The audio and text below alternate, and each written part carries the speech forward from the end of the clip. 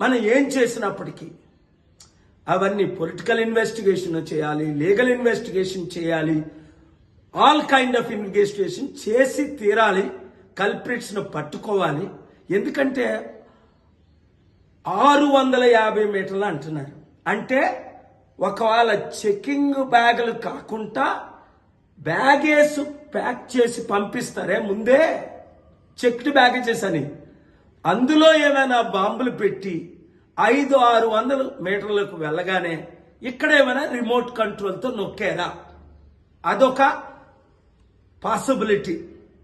లేదా పాసింజరే remote control పెట్టుకొని లోపలికి ప్రయాణం చేశాడా, రెండో పాసిబిలిటీ.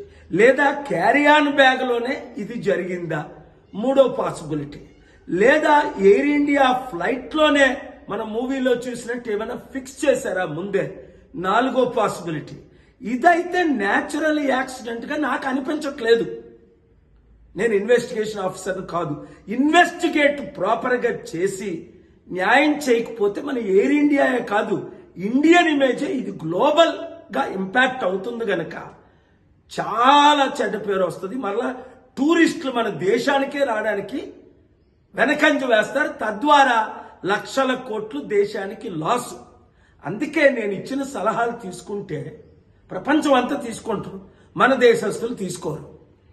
ఇవన్నీ జరగకుండా ఉండాలి అంటే ఏం చేయాలో ప్రపంచంలో నాకున్న అనుభవం ఇంకొకరికి లేదు కదా. నా అనుభవాన్ని ఎందుకు షేర్ చేసుకోకూడదు?